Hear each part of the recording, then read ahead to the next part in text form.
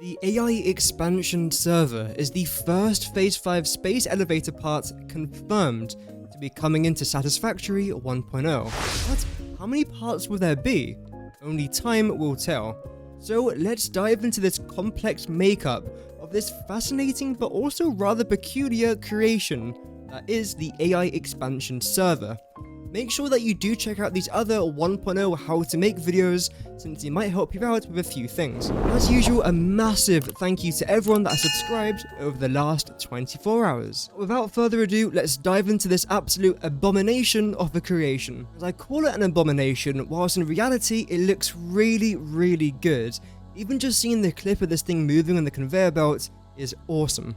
To make the AI expansion server, you need 4 things. Excited photonic matter, which is very easy to make. Superposition oscillators, which, again, if you saw yesterday's video, you'd know is very easy to make. Neuroquantum processors, which actually has had a change since the last video, so make sure you stay tuned to see what that is. And yeah, you know what, let's just throw in the magnetic field generators in there as well. But even this has had a change in 1.0 that not many people are aware about. And I feel like this would be a pretty good place to start. As of right now in Satisfactory, you can indeed craft the magnetic field generator, but the recipe is changing 1.0. So you still need versatile frameworks, and you still need electromagnetic control rods. However, you no longer need batteries, which is really good because batteries aren't necessarily the easiest thing to make, especially when you're trying to make a bunch of them for your drones. So that's actually a really good change for the players. But let's dive a little bit more into the versatile framework. And if you guys have seen the past few videos, you'll know the drill.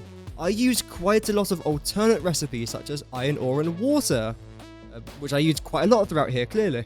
I also use deuterium and water, copper ore and water, etc. This means that I save out on massive amounts of ore. However, bear in mind, making all of these things requires a lot of water extractors and a lot of refineries, so you will be consuming more power. Alas, back to the versatile framework, this thing again is relatively easy as far as, well, compared to the rest of the items that we're about to discuss at least, it's not actually that bad. Firstly, you need some steel beams, which aren't really that difficult to make. All you need for this is the steel ingot. And I absolutely love this recipe. Some of you might use the iron ore to coal ore to make steel ingots. However, what I like to do instead, which yes, I think does consume more power, is I like to use coal ore mixed with iron ingots, because the ratio of how much coal and iron you need is actually a lot less than if you were to use the regular coal ore and the iron ore. Of course, you still need to make the ore, but you make it before you combine it with the coal. And again, this does help. Take this as an example. For the regular steel ingots recipe, you are getting a 1-to-1 ratio. 45 iron ore, 45 coal, 45 steel ingots. Not bad. However, if you use this recipe, which again is the one I'm using, you use 40 iron ingot, 40 coal, but you get 60 steel ingots per minute. So of course, per minute you actually get more steel whilst using less resources. It's a 133% efficiency recipe. So do use this if you don't mind, of course, using a bit of extra power. And again, modular frames aren't really that difficult either, just a bit of reinforced iron plates and steel pipes. Again, still using the same steel trick I just told you about a second ago. It still works with steel pipes. And of course, iron plates and screws, some fairly basic stuff to use here. You're only really using coal, iron, and essentially that's it. But of course, I'm using water as well for the extra recipe. But in theory, you only need coal and water for this, which, to make versatile framework, is rather cheap. Something which is a bit less cheap though is electromagnetic control rods. I love crafting this thing, but it's not necessarily easy. You need stators. Stators are made using quick wire and steel pipe. I love making quick wire because you just seem to make so much of it that watching it being formed with a deuterium ingot is just so satisfying to watch, for me at least. We have another steel pipe recipe, which is fantastic. We then have, again, quick wire there, silica here, silica there, and copper sheets. So again, even though electromagnetic control rods is slightly more challenging than this, we're really using quite a lot of similar parts here. Literally, that is it for magnetic field generators. I feel like this will actually be quite easy to craft now. I don't want to jinx it, but again, compared to other space elevator parts, I'll take this. Moving on now to a bunch of 1.0 stuff, which I know is the main reason as to why you're probably here. So, you need to produce excited photonic matter. And again, if you've seen my last couple videos on the channel, you know exactly what I'm about to say. To produce this, you need to use the converter. Here's a screenshot of what the converter does. It is absolutely incredible. So, from this incredible machine which is called the converter, you produce fixite ingots as one of the main things that this machine does produce. However, a byproduct from the fixite ingot is the excited photonic matter, or EPM, whatever you like to call it, which again is just really a byproduct, and that is what you have to use to form the AI expansion server. I'll very quickly go over this because again I've said it I think 3 times in my last 3 videos. This stands for iron ingots, deuterium ingots, and aluminium ingots. You don't have to combine all 3, you just use one. You either use iron and SAM, deuterium and SAM, or aluminium and SAM. However, iron has the worst rate from ingot to fixite ingots ratio, whereas aluminium has the best ratio of ingot to fixite ingot. Depending on what you use, you get different rates that come out of the converter. So if you want lots of fixite ingots, use aluminium. If you're just trying to sink a bunch of iron ore or iron ingots that you just don't want to use, then sure you can put it into here, but don't expect as good results. But you could just overclock it because that works as well. And of course, regarding SAM ore, you just mine it from the ground. That one's pretty straightforward. Now, I very quickly want to touch on superposition oscillators, but I won't spend that long discussing it. Because again, please watch the video on your screen to have a more in-depth analysis on superposition oscillators, because we kind of broke down everything. But essentially, you only really need aluminium sheets, crystal oscillators, excited photonic matter, and dark matter crystal. Again, we've just explained how to make photonic or excited photonic matter, which is great. When it comes to dark matter crystal, you also need dark matter residue. And luckily, one of the ways you can actually get that is from the superposition oscillator, which is absolutely amazing. So if you do want to, well, because it is going to produce dark matter residue as a byproduct, you can't change that, there's nothing you can do about it.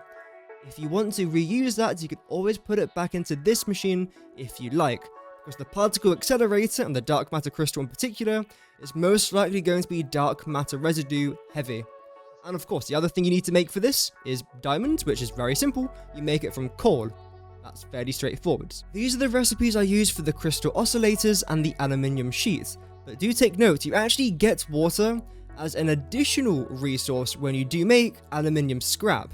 Because again, you get this as a byproduct, so you can use this, even if I can speak English, in whatever recipe you best wish. Really, that's a super quick breakdown of these superposition oscillators. So far, we've talked about 3 out of the 4 things you need to make the AI expansion server. There is something that we're missing though, and that's because this would take a bit more time, and that is the neuroquantum processor. The recipe for the neuroquantum processor has now been fully revealed, and it's slightly different to what I thought it might be. So if you are tuning in from that video, then here is all the information you need to know. To make this thing, you need 4 items. The fixite trigon. Wow, the excited photonic matter yet again. The dark matter crystal. And lastly, to scroll a bit further up for this one, yeah, the supercomputer. And in case you're wondering why I'm using the quantum computer logo, that's because this is now the official supercomputer mesh. So yeah, say goodbye to the old logo. This is the new supercomputer. This is not a quantum computer, it's just a supercomputer. In fact, let's talk a bit more on how to make these supercomputers. So one thing you need is wire. This is extremely straightforward to make. The second thing you need is computers. And in fact, there has been a recent change with computers. Luckily, it shouldn't really affect any of this, which I'm just about to show you. But you now need double the amount of computers to make some items in the game, and I'm guessing one of those things is going to be the supercomputer.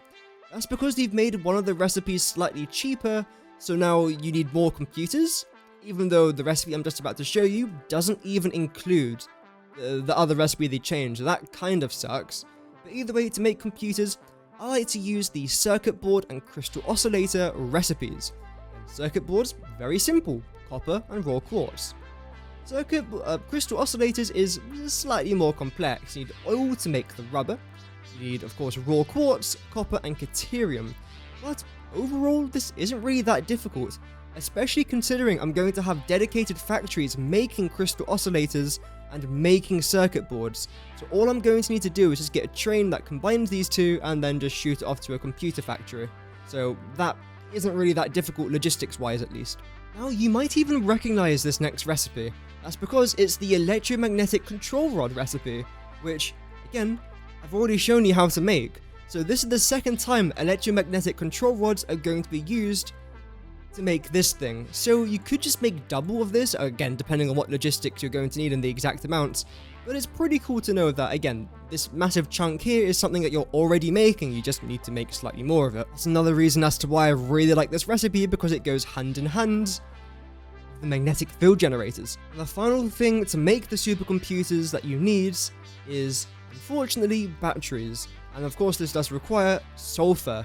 Luckily though, if you're out on sulfur on your world, or if you just need extra sulfur, just open up the converter and put a bunch of extra resources into it, and hopefully you should be able to craft sulfur using another resource. I absolutely love the converter, and I think it's a really cool addition to the game.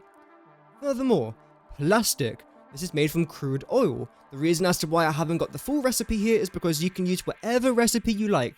There's a lot of different ways to make plastic, so I just put it there to make life easier for me and for you, so that's why I've done that. Wire, yep, very straightforward.